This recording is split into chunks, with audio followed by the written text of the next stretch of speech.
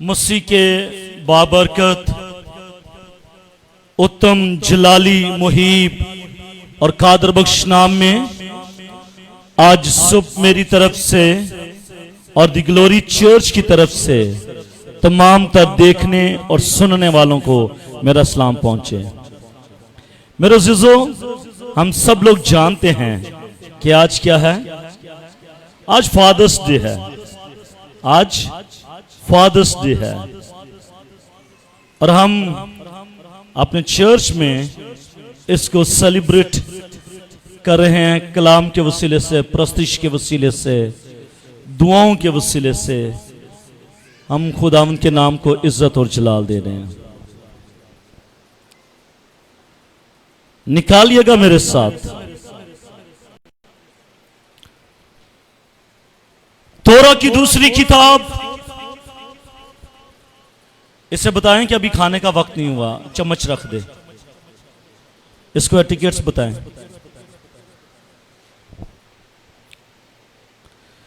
खरूज की किताब उसका 20वां बाब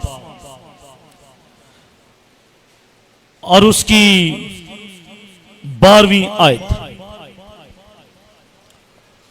खरूज की किताब, तोरा की दूसरी किताब, एक्सोडस उसकी 20वां बाब और उसकी 12वीं आयत। आए खुदावंद की आवाज को समात फरमाइएगा।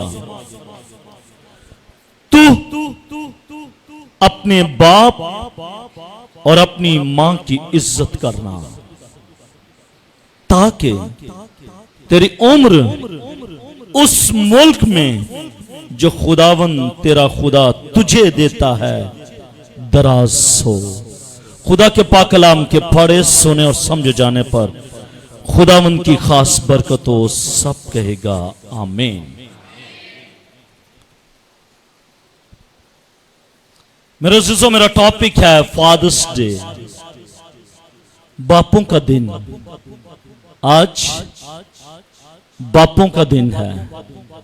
मदर्स डे गुजर गया, आज फादर्स डे है। इससे पहले मैं इस टेक्स्ट को जिसका चुनाव मैंने आज किया है, इस टेक्स्ट पर प्रीच नहीं करूंगा, बल्कि सिर्फ एक लफ्ज पर बात करूंगा, बाप पर। क्योंकि अगर मैं इस टेक्स्ट पर बात करूं तो फिर मेरा टॉपिक किसी और तरफ जाएगा। लेकिन मैं उस तरफ नहीं, बल्कि मैं सिर्फ फादर्स डे पर बात करना चाहता हूं। इसलिए मैंने इस टेक्स्ट का चुनाव किया है। मेरे अज़ीज़ों, फादर्स डे ये वाशिंगटन के अंदर, वाशिंगटन डीसी की बात कर रहा हूं। वाशिंगटन डीसी में 19 जून 1910 में यह तहरीक जो है, यह तहरीक जारी हुई 1910 के अंदर। और आज 2025 साल है और ये तकरीबन कितने साल बन गए हैं? 115 साल इस तहरीक को गुजर चुके हैं। लोग सेलिब्रेट करते हैं फादर्स डे को। 115 साल बीत चुके हैं फादर्स डे को सेलिब्रेट करते हुए। लेकिन हमारे खित्ते में यह ज्यादा अरसा नहीं हुआ कि यह सेलिब्रेशन हमारे खित्ते में भी आई है। प्रेसिडेंट कैल्विन उसने प्रोक्लेम्ड किया, उसने इस बात को डिक्लेयर कर दिया, कह दिया कि जून का जो तीसरा अतवार होगा, जून का जो तीसरा अतवार होगा, हम इस दिन में फादर्स डे को सेलिब्रेट करेंगे और इसके साथ साथ हम अपने बापों को खराजे तहसीन पेश करेंगे। किसने कहा? कैल्विन ने यह प्रोक्लेम्ड किया, ये कहा ये कि ऐसा होगा और ऐसा होना चाहिए। सो दैट 115 साल पहले इस तहरीक ने जन्म लिया। और मेरे अज़ीज़ों, आज जो बाइबल मुकद्दस का स्क्रिप्चर मैंने पढ़ा है, बाइबल मुकद्दस का जो हवाला मैंने पढ़ा है, वो खरूज की किताब उसके 20वें बाब और उसकी 12वीं आयत के अंदर हमने पढ़ा है कि तू अपने बाप और अपनी मां की इज्जत कर। Honour to your fathers. ए औलाद वालों सुनो, ए बच्चों सुनो कि आपने अपने बाप की इज्जत करनी है। आपने अपने बाप की इज्जत करनी है, क्योंकि ये स्क्रिप्चर ये फरमाता है, ये होली स्क्रिप्चर के अंदर बयान है। खुदा ने ये हुक्म दिया है, ये रॉयल लॉ है, ये सेरेमोनियल लॉ नहीं है, ये 613 कवानीन की बात नहीं हो रही, ये रस्मी कवानीन की बात नहीं हो रही, बल्कि ये रॉयल लॉ की बात हो रही है। ये रस्मी कवानीन की बात हो रही है। ये 10 एहकाम की बात हो रही है। इन 10 एहकाम को खुदा ने खुद तख्तियों पर लिखा था, खुद तख्तियों पर लिखकर मूसा के हाथ में डिलीवर किया था। ले पहली 4 जो लॉ है, कवानीन है, वो खुदा के साथ रिलेशनशिप को जाहिर करते हैं। पहले 4 कवानीन खुदा के साथ जुड़े हुए हैं और आखिरी 6 जो हैं वो इंसानों के साथ, इंसानी रिश्तों के साथ जुड़े हुए हैं। ये 10 एहकाम खुदा ने खुद लिख कर दिए हैं, खुद लिख कर दिए हैं। और इनको सेरेमोनियल लॉ कहा नहीं कहा जाता, बल्कि रॉयल लॉ कहा जाता है। मेरे अज़ीज़ों, इन कवानीन में से एक कानून जो 5वां कानून है और जो इंसानी रिश्तों में बंधा हुआ है, उस कानून की बात हो रही है। उस कानून की बात हो रही है कि तू अपने बाप की इज्जत कर, तू अपने बाप की इज्जत कर। मेरे अज़ीज़ों, बाप मां की इज्जत कर, यानी कि पेरेंट्स की इज्जत कर। लेकिन हमारा टॉपिक क्या है? Father's Day. इसीलिए मैंने कहा था कि यह टेक्स्ट का चुनाव तो मैंने किया है, लेकिन इस टेक्स्ट पर मैं बात नहीं करूंगा, क्योंकि यह टेक्स्ट जो है वो पेरेंट्स की तरफ लेकर जाता है, बाप और मां दोनों की तरफ लेकर जाता है। इसलिए मेरा टॉपिक जो है वो दोनों पर नहीं है, सिर्फ बाप पर है। इसलिए लफ्ज मैंने लिया है बाप। और तू अपने बाप की इज्जत कर, ताकि तेरी उम्र उस मुल्क में जो खुदावंद तेरा खुदा तुझे देता है वो बढ़ती चली जाए, तेरी उम्र दराज हो। और अगर आज मैं किसी से पूछूं कि बेटा तू क्या चाहता है, क्या तू लंबी उम्र चाहता है या फिर शॉर्ट टर्म की लाइफ चाहता है, तो वो ये कहेगा कि नहीं, मुझे शॉर्ट टर्म की लाइफ नहीं चाहिए, मुझे लॉन्ग टर्म की लाइफ चाहिए। लेकिन लॉन्ग टर्म की लाइफ को हासिल करने के लिए ऐ मेरे बेटे, ऐ मेरी बेटी, तुझे कुछ करना पड़ेगा, तुझे कुछ करना पड़ेगा। अगर तू वो करेगा तो कलाम ये कहता है कि तेरी उम्र दराज की जाएगी। आमीन, तेरी उम्र दराज की जाएगी। मेरा पहला नुक्ता है, the father is the head of the home, कि जो बाप है वो खानदान के सरबराह है। बाप जो है, माजरत के साथ,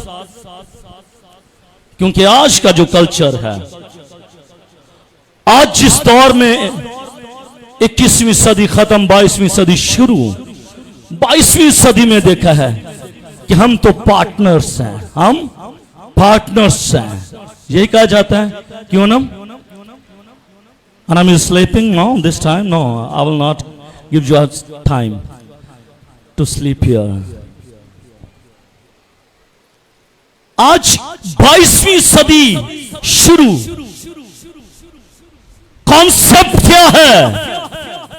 बिब्लिकल कॉन्सेप्ट नहीं है, बिब्लिकल कॉन्सेप्ट नहीं है। 21वीं सदी की लास्ट और 22वीं सदी शुरू, उसका कॉन्सेप्ट है। और कॉन्सेप्ट क्या है? कि we are partners, we are partners, हम पार्टनर्स हैं। We are helpers each other, हम एक दूसरे के क्या हैं? मददगार हैं। हाँ भाई, मददगार होना जरूर है, वो ठीक है, पार्टनर्स होना ठीक है, लेकिन सरबराह होना वो ठीक नहीं है, वो ठीक नहीं है। ये क्या? बाप कलाम मुकद्दस में तो लिखा है कि सरबराह कौन है? सरबराह कौन है? घर का सरबराह कौन है? माजरत के साथ उन बेटियों के साथ मुखातिब होना चाहता हूं जो काम करती हैं, जो प्रोफेशन, किसी ना किसी प्रोफेशन के साथ जुड़ी हुई हैं, जो डेली रूटीन में घर में नहीं बल्कि जॉब्स पर जाती हैं। शायद उनकी थिंकिंग ट्विस्ट कर चुकी है, उनकी सोच ने ट्विस्ट खा लिया है कि मैं तो अपने शौहर के साथ शाना बशाना काम करती हूं। हां, आप मददगार जरूर हैं, आप हेल्पर हैं, आप मददगार हैं, लेकिन आप लीडर नहीं हो सकते। घर का सरबराह जो है वो बाप है, घर का सरबराह बाप है।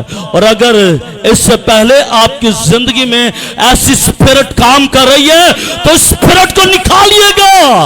जरूरत है जब आप अपनी जिंदगी के अंदर से ऐसी सरबराह की स्पिरिट को निकालेंगे तो खुदा अपना काम करना शुरू कर देगा। हम अपने अंदर से ऐसी स्पिरिट्स को नहीं निकालते। भाई कलाम कहता है कि सरबराह कौन है? सरबराह कौन है? सरबराह बाप है। सरबराह कौन है? बाप है। पैदाइश की किताब को पढ़ लीजिएगा, पैदाइश के पहले 2 अबवाब को पढ़ लीजिएगा, आपको मालूम पड़ जाएगा कि सरबराह कौन है। क्या सरबराह कौन है? सरबराह कौन है? बीवी या शौहर है सरबराह? शौहर है सरबराह। और मेरे अज़ीज़ों, उनके पास ये हक है, बाप के पास ये हक है। तख्लीक के जरिए से जब तख्लीक हो रही थी, अजराम फलक बन रहा था, समुंदर बन रहा था, सब कुछ खुदा ने तख्लीक किया। और उसके बाद खुदा ने किसको बनाया? आदम को भी बनाया, तख्लीक कर दिया, सरबराही दे दी, प्रायोरिटी दे दी, प्रायोरिटी दे दी सरबराही की। इसलिए सरबराह कौन? सरबराह कौन है? बाप है। सरबराह कौन है? आपका शौहर है। कभी भी उसको क्या कहते हैं इंग्लिश में वो वर्ड? किसी को मालूम है? डिग्रेड। एक और भी वर्ड्स है, अंडर एस्टिमेट। क्या लफ्ज है? अंडर एस्टिमेट ना कीजिएगा, क्योंकि जब आप अपने शौहरों को अंडर एस्टिमेट कर देंगे, जब आप अपने शौहरों को अंडर एस्टिमेट करेंगे, उस वक्त आपकी औलाद आपके शौहर की फर्मा बरदार नहीं रहेगी। आपने अपने शौहरों को अंडर एस्टिमेट नहीं करना, क्योंकि ये तो सरबराह हैं, ये तो लीडर हैं, ये तो आगे चलाने वाले हैं। आप तो इनकी हेल्पर हैं, सिर्फ ये आपके हेल्पर नहीं, आप इनके हेल्पर हैं। पैराक्लिटोस लफ्ज इस्तेमाल है यूनानी का, जो रुलकुस के लिए भी इस्तेमाल हुआ है, वही लफ्ज बीवी के लिए भी इस्तेमाल हुआ है। आप हेल्पर हैं इनके। आप क्या हैं? हेल्पर हैं। तख्लीक के जरिए इनके पास ये हक है कि ये सरबराह हैं। दूसरी बात, क्योंकि पहले आदम बनाया गया, उसके बाद हवा, क्योंकि धोखा किसने खाया? धोखा हवा ने खाया था। धोखा हवा ने खाया था। और क्या कहा? और आदम ने फरेब नहीं खाया। कलाम कहता है कि और आदम ने फरेब नहीं खाया। पहला तिमोथियुस को भी पढ़ लीजिएगा, उसका 2 बाब और उसकी 14वीं आयत में लिखा हुआ है, और आदम ने फरेब नहीं खाया। आदम डिसीव नहीं हुआ, आदम डिसीव नहीं हुआ, हवा डिसीव हो गई। हवा ने धोखा खा लिया भाई, इसका मतलब है हवा धोखा खा सकती है, लेकिन सरबराह जो है, जिसको लीडर कहा गया है, वो धोखा नहीं खाता। माजरत के साथ बाइबल मुकद्दस की बात है, कलाम यह कहता है और आदम ने फरेब नहीं खाया। अगर आदम की बजाय यहां पर होता कि और आदम और हवा ने फरेब नहीं खाया, तो मैं मान लेता कि भाई हां, हवा ने भी नहीं खाया और मर्द ने भी नहीं खाया। लेकिन कलाम यह कहता है कि आदम ने फरेब नहीं खाया। क्या आदम ने फरेब नहीं खाया था? आगे कहता है बल्कि औरत ने फरेब खाकर गुनाह में पड़ गई, गुनाह में पड़ गई। इसका मतलब यह हुआ कि इब्लीस जो है वो औरत को डिसीव कर सकता है, औरत को डिसीव कर सकता है। इसलिए अपने शोहरों को अंडर एस्टिमेट करने की बजाय उनको पुशअप कीजिएगा, उनको परवान चढ़ाइएगा। मत कहिएगा you cannot do not, you cannot do each and everything, तू कुछ नहीं कर सकता ना, ये ना कहिएगा। आप उसे कहें तू मसीह में सब कुछ कर सकता है। आमीन।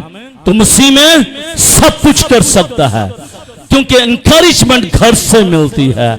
जब घर से इंकरेजमेंट मिलेगी तो वो इनकरेज होगा, और फिर जब इनकरेज होगा तो फिर वो मुआशरे के सामने खड़ा भी हो सकता है। लेकिन अगर शोहर को घर ही से अंडर एस्टिमेट कर दिया जाए तो फिर वो मुआशरे के सामने खड़ा नहीं हो सकता। इसलिए शोहरों को अंडर एस्टिमेट मत कीजिएगा। मेरा अज़ीज़ों, पहली चीज मैंने बताई कि बाप घर का सरबराह होता है। और क्यों, उसकी वजह क्या है? पहली वजह, उनके पास यह हक हासिल है तख्लीक के जरिए। इनके पास हक हासिल है क्योंकि इन्होंने फरेब नहीं खाया। कलाम कहता है, मैं नहीं कहता। पढ़ लीजिएगा, पहला तीमुथियुस उसका 2 बाब 14वीं आयत में लिखा है, और आदम ने फरेब नहीं खाया बल्कि औरत ने फरेब खाया कर गुनाह में पड़ गई। इसका मतलब यह हुआ, इसलिए यह सरबराह क्योंकि जिन्होंने फरेब नहीं खाया। तीसरी बात, लिहाजा बाप को घर में इख्तियार और हुक्मरानी हासिल है। इसलिए बाप का, बच्चों सुनो, बच्चे जितने भी हैं सुन लीजिएगा। अक्सर उनकी बात, जो बच्चों की बात होती है, उनको पता है कि बाप हमारा जरा सख्त है। उन्होंने माँ के पास चले जाना है और माँ से कहना है, माँ जी ये करना है, माँ ऐसे है। माँ चूंकि नरम दिल होती है, नरम गोशा होता है, वो अच्छा जी ठीक है, चलो कोई बात नहीं, मैं कर लेती हूँ, मैं मनवा लेती हूँ अपने बाप को, आपके बाप को मनवा लेती हूँ, कोई टेंशन नहीं। आप डोंट लूज योर हार्ट, आप दिल ना छोटा करें, परेशान हो जाएगा, हो जाएगा, हो जाएगा। जब माएँ ये कहती हैं हो जाएगा, मालूम नहीं, एक तरफ बाप कहता कि नहीं, this is wrong way, this is wrong way, our kids are going to wrong the path. हमारे बच्चे जो हैं वो गलत रास्ते पर चल रहे हैं। मैं कहते नहीं, ऐसा तो कुछ नहीं है। क्या आपको अपने बच्चों पर इतबार नहीं है? आपको अपने बच्चों पर इतबार नहीं है? क्या बाप की नजर कमजोर पड़ गई है? बाप को मालूम नहीं पड़ रहा? कलाम ये कहता है कि सरबराह बाप है, सरबराह बाप है। ए बीवियों, ए माओ सुनो, सरबराह कौन है? बाप है। सरबराह कौन है? बाप है। लिहाजा बाप को घर में इख्तियार है कि वो हुक्मरानी करे, उसको ये हक हासिल है।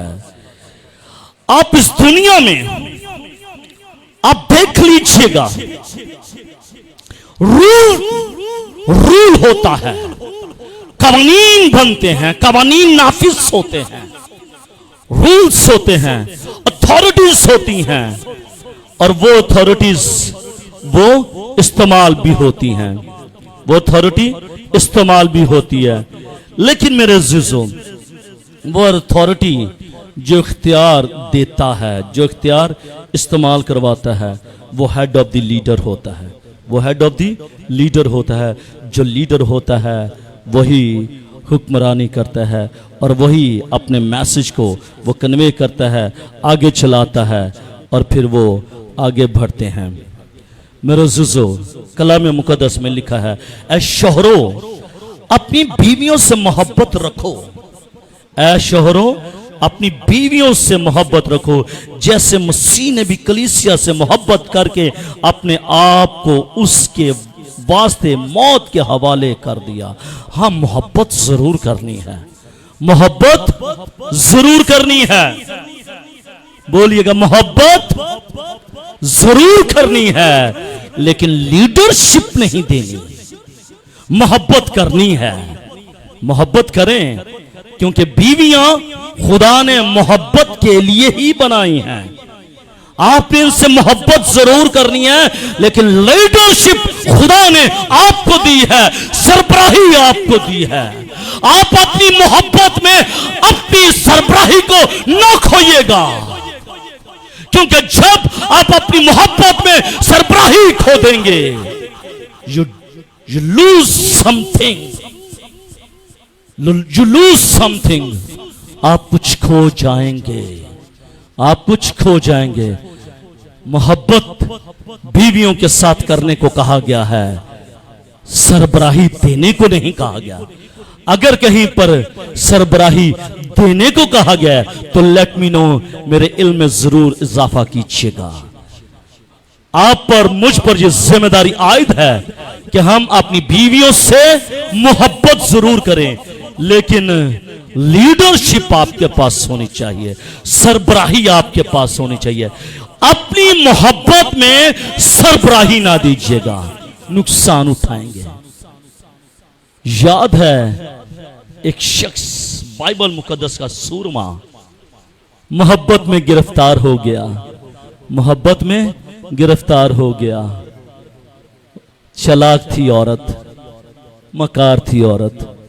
वो उसकी बात कर रहा हूं, आज की आपकी बात नहीं कर रहा, उस औरत की। ले लिया, सीक्रेट्स ले लिया, सीक्रेट ले लिया नौजवान से। क्या नाम था? समसून। सूरमा था, सीक्रेट दे दिया, इख्तियार दे दिया, बता दिया ये है सीक्रेट। जाता रहा, जाता रहा। मैं ये नहीं कह रहा आप अपने दिल की बातें ना करें, दिल की बातें जरूर करें इनके साथ, दिल की बातें करें, मोहब्बत खूब करें, खूब मोहब्बत करें। मोहब्बत की ये प्यासियां ना हो, खूब मोहब्बत करें, लेकिन उस मोहब्बत में सरबराही ना दीजिएगा, क्योंकि ये सरबराही खुदा ने तख्लीक के वक्त आपको दी है। आमीन। खुदा ने ये सरबराही आपको दी है। बाप घर का सरबराह है, बाप घर का सरबराह है।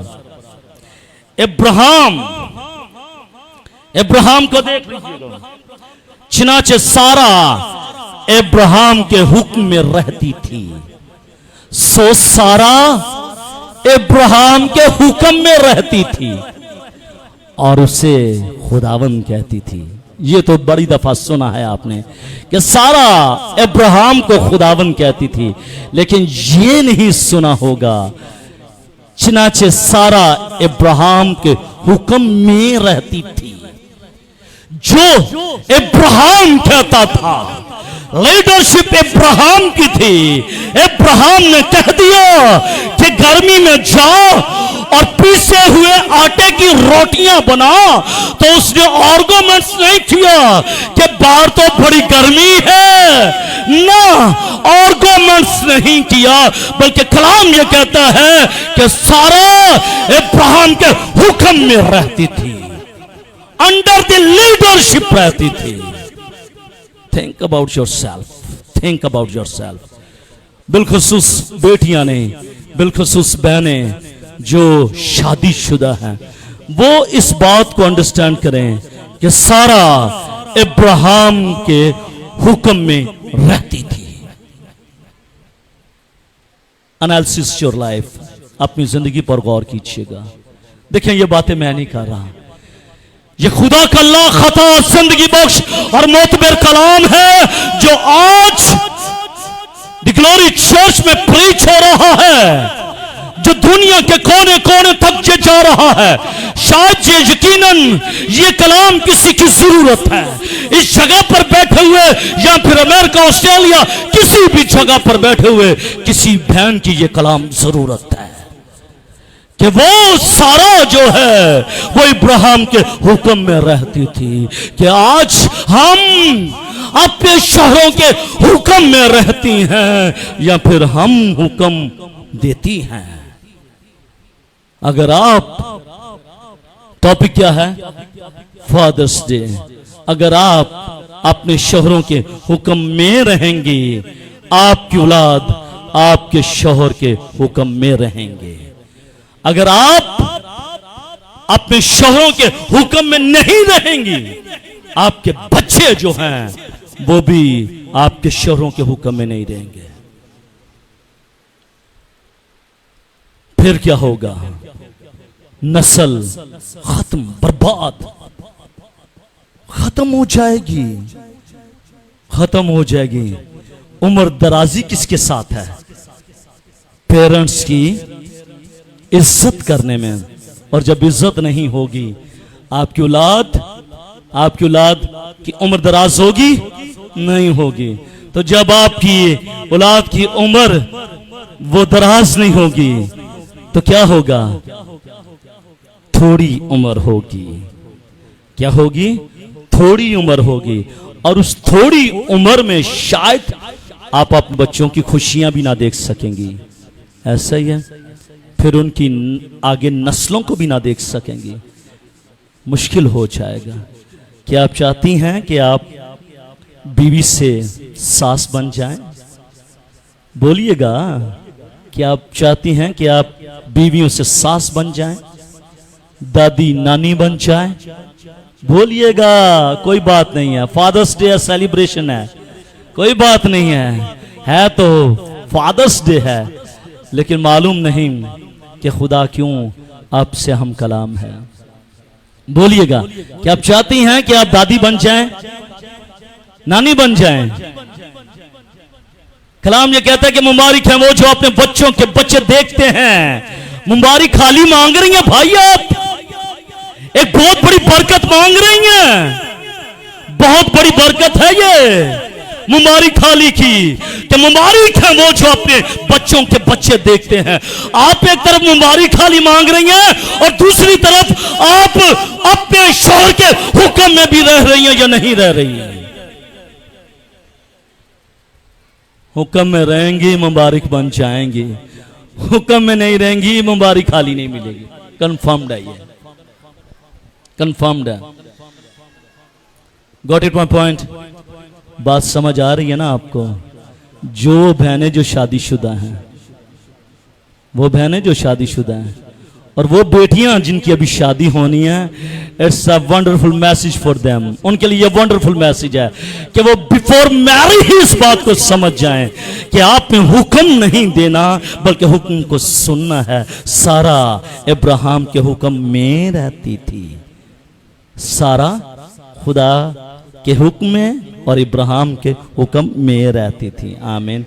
इसीलिए तो भाई वादा क्या था कि तेरी नस्ल आसमान के सितारों की मानो चमकेगी और तेरी नस्ल समुंदर की रेत के बराबर हो जाएगी। और आज तक समुंदर की रेत को कोई गिन ही नहीं सका है। कोई साइंसदान ऐसा, कोई ऐसा साइंसदान नहीं है जो समुंदर की रेत को गिन सके।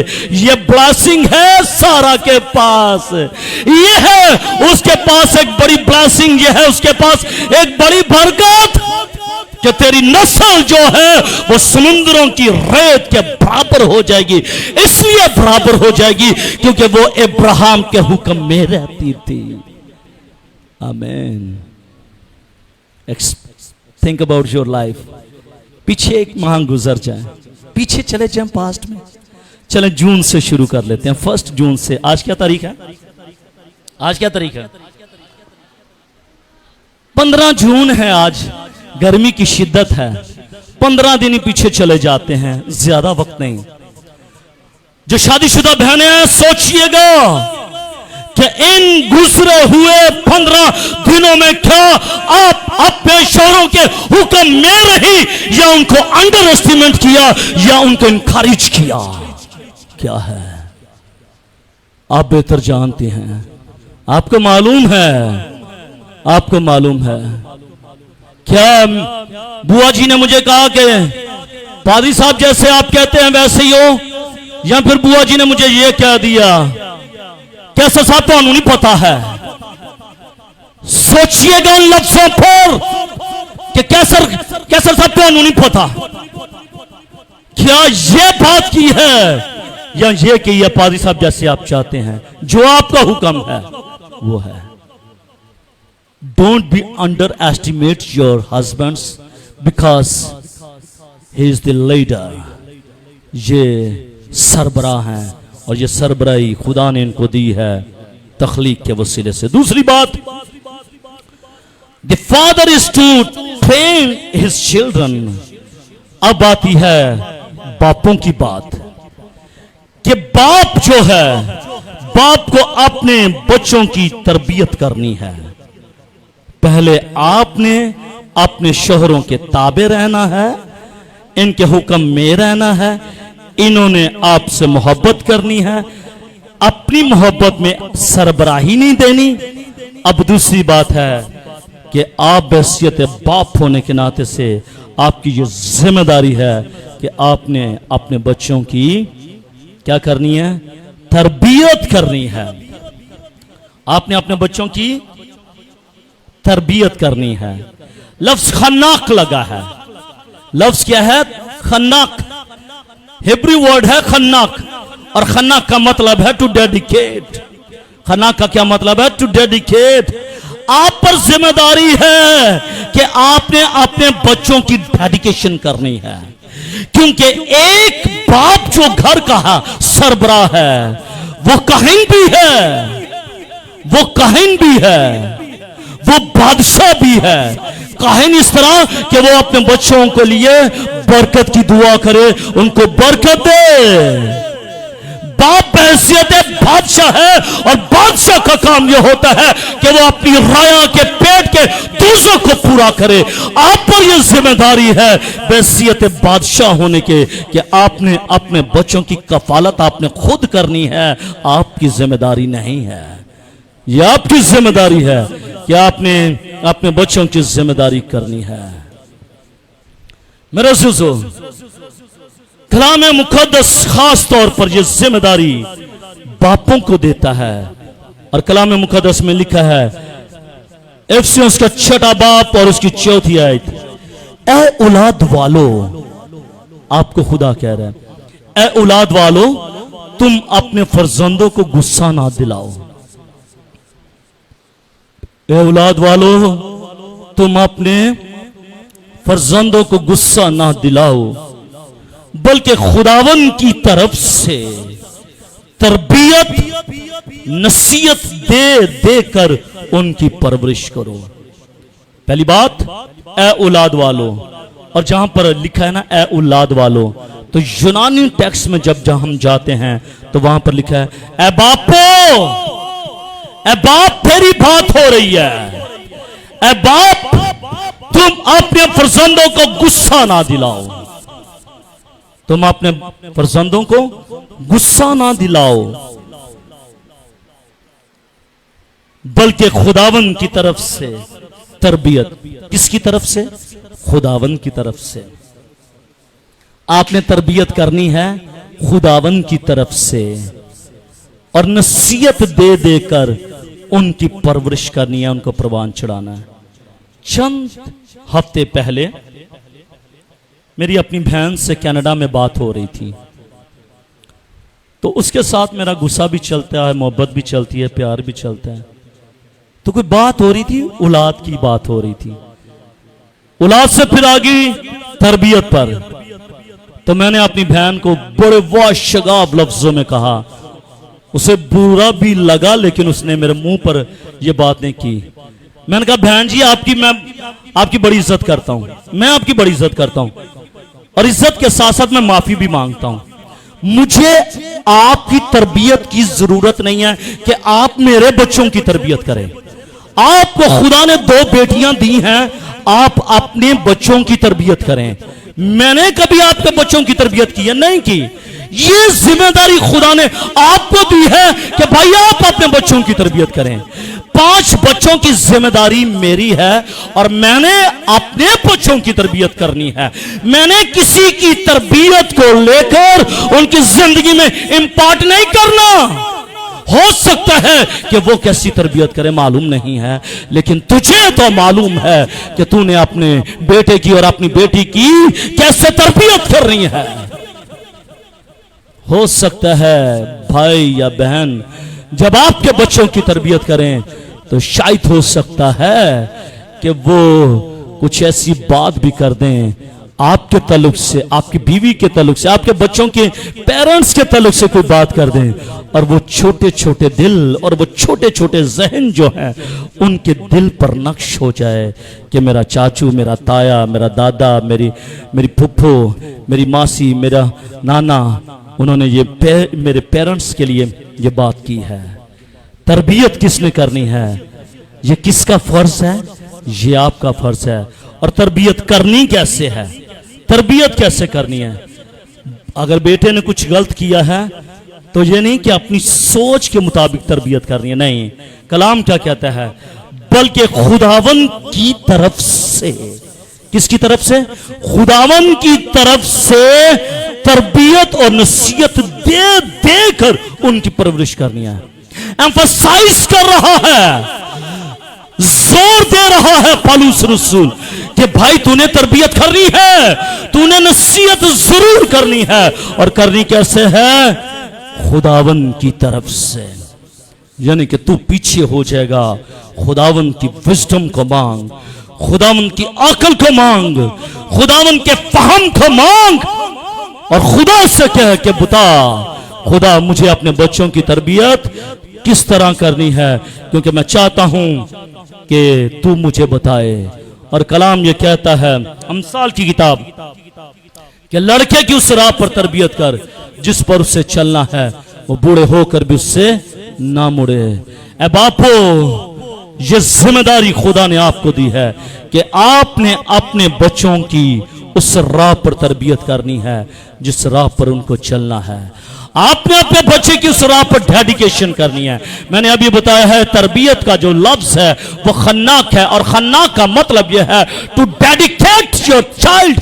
तूने अपने बच्चे की डेडिकेशन कर देनी है जिस राह पर उससे चलना है, ताकि वो बूढ़ा होकर भी उससे ना मुड़े। इसके बावजूद अक्सर ये जिम्मेदारी जो है ये अपनी बीवियों को दे देते हैं। अक्सर ये जिम्मेदारी वो अपनी बीवियों को दे देते हैं। चलो जी ठीक है, आप भी इस जिम्मेदारी को पूरा करें। कलाम ये कहता है, ए औलाद वालों, यानी कि बापो, अपने फर्जंदों की उस राह पर तरबियत करो, नसीहत करो खुदावन की तरफ से। आपने अपने बच्चों की तरबियत करनी है, उनको सिखाना है, और किसकी तरफ से? खुदावन की तरफ से। और तीसरी और आखिरी बात, the father is to provide for his family, कि बाप अपने घर का मुहैया करने वाला है। जैसे मैंने कहा कि एक बाप जो है वो काहिन भी है, अपने खानदान की कुर्बानी चढ़ाने वाला भी है, और एक बाप जो है, एक शौहर जो है वो क्या है? वो एक बादशाह भी है। जिस तरह बादशाह अपनी राया के लिए हर एक जरूरत को पूरा करता है, इसी तरह बाप पर भी ये फर्ज है कि वो अपने बच्चों की हर एक जरूरत को पूरा करे, हर एक जरूरत को पूरा करे। और कलाम ये कहता है अपने बच्चों की तरबियत का सबसे जो बड़ा तरीका है, उनके लिए मुनासिब नमूना आपने खुद बनना है, रोल मॉडल बनना है। भाई जब आप रोल मॉडल बनेंगे फिर आपके बच्चे आपके पीछे चलेंगे। मसीह हमारे ने रोल मॉडल दिखाया है, और फिर जब उसने रोल मॉडल दिखा दिया कि मैंने तेरे लिए सलीब पर जान दी है, तो फिर हम भी उसके पीछे पीछे चलने के लिए तैयार हो जाते हैं। अगर आप रोल मॉडल बनेंगे, आपके बच्चे आपको फॉलो करेंगे, आपके बच्चे आपको फॉलो करेंगे, और जब आपके बच्चे आपको फॉलो करेंगे वो ब्लेस्ड बच्चे बन जाएंगे। आमीन। मालूम नहीं कि इस्राइल घर में क्या कहता रहता है, मुझे नहीं मालूम है, उसकी ज़ुबान मुझे नहीं अभी समझ आती।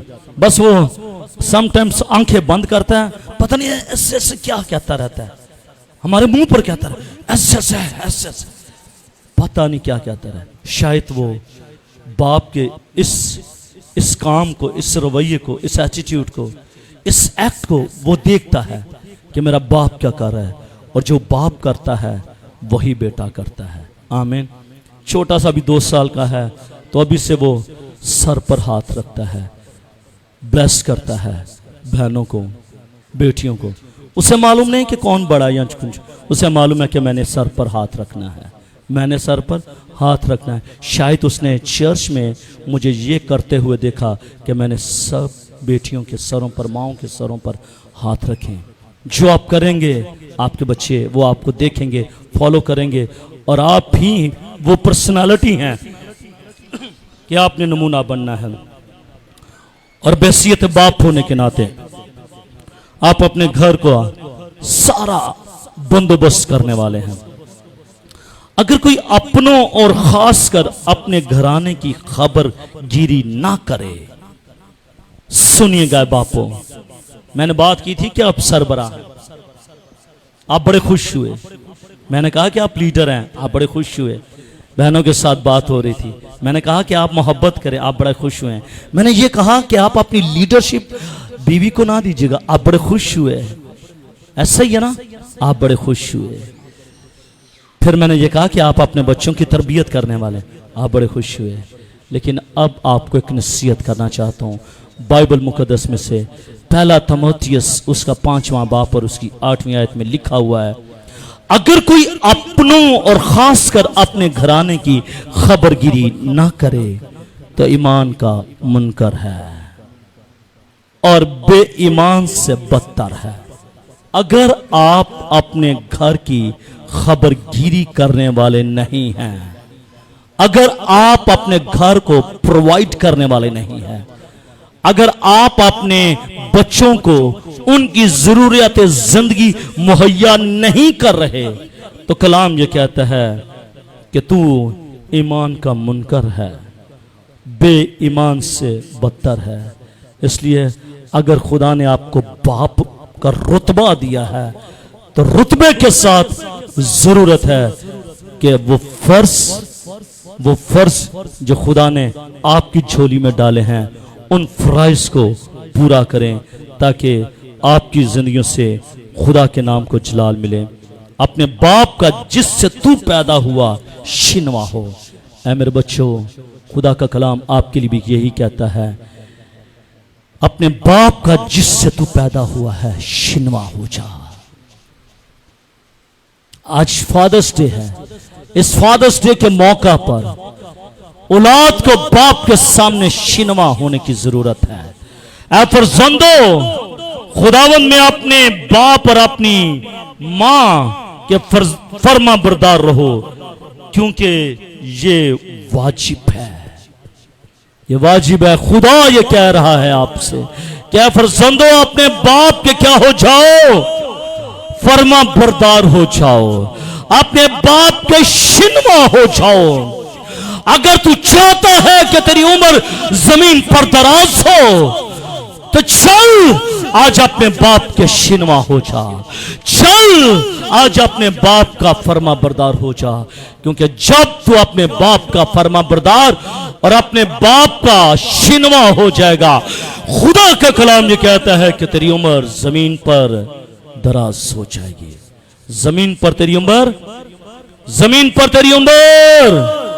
बेटियां कहें जो अनमैरिड हैं, बेटे कहें जो अनमैरिड हैं, ऐ फरजंदो बोलिएगा, बोलिएगा, ऐ फरजंदो खुदावन में अपने बाप के फर्मा बरदार रहो, क्योंकि ये वाजिब है, क्योंकि ये वाजिब है, ये आप पर हुक्म आयद होता है कि आपने अपने बापों के शिनवा होना है और उनके फर्मा बरदार हो जाना है, ताकि रूह ज़मीन पर आपकी उम्र दराज हो। खुदा मुझे और आपको इस कलाम के वसीले से बड़ी बरकत दे, और वो बेटियां और वो बेटे जो अनमैरिड हैं वो खड़े हो जाएं, वो खड़े हो जाएं। जिनके बाप हयात हैं वो खड़े हो जाएं, खड़े हो जाइएगा, खड़े हो जाइएगा। आमिर आप बैठ जाएं, आप बैठे। ओके, फिलदास आप भी बैठे। गुड, आप बेटा खड़े हो जाओ। बाप है बेटा, खड़े हो। नीरिया माम खड़े हो जाए। आप भी बेटा, आपके भी बाप है। ओके, हाँ, बिशप साहब खड़े हो जाए। It's good, it's good, hallelujah. बाजी मिशेल अबू जी हैं आपके क्या पापा है ना, हॉस्पिटल में मिले थे, बिस्किट भी हमने इकट्ठे ही खाए थे। तो आप खड़े हो जाए ना, फिर आपके अबू जी हैं, खड़े हो जाए। बहन सुंबल आप भी खड़े हो। जिनके बाप जिंदा हैं वो खड़े हो जाए। भाभी जी भी खड़े हो गए हैं, वाह वेरी गुड। आपके भी हैं तो आप भी खड़े हो ना। जिनके बाप जिंदा हैं वो खड़े हो जाए। हैं?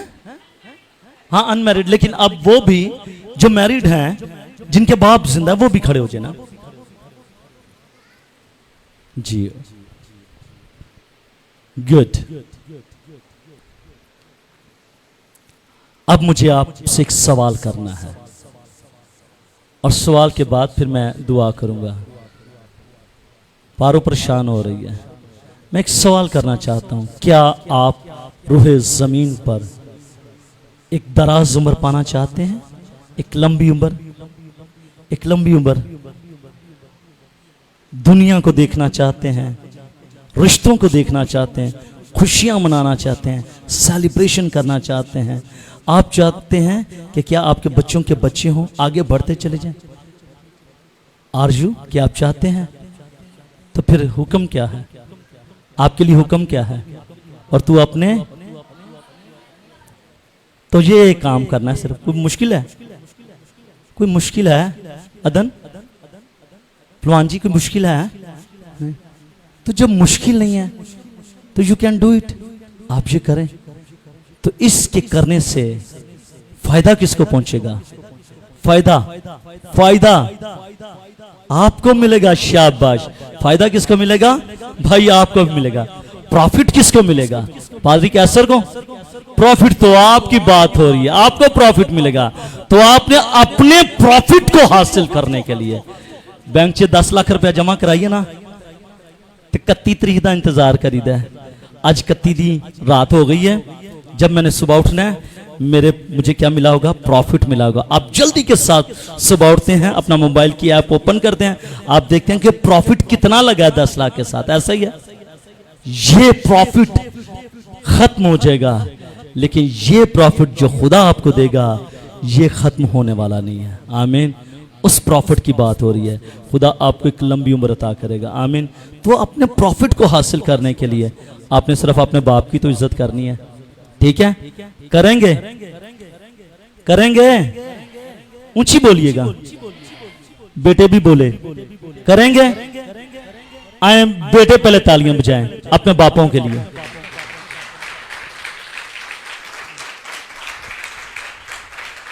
बड़ी मोहब्बत है इनको अपने बाप से।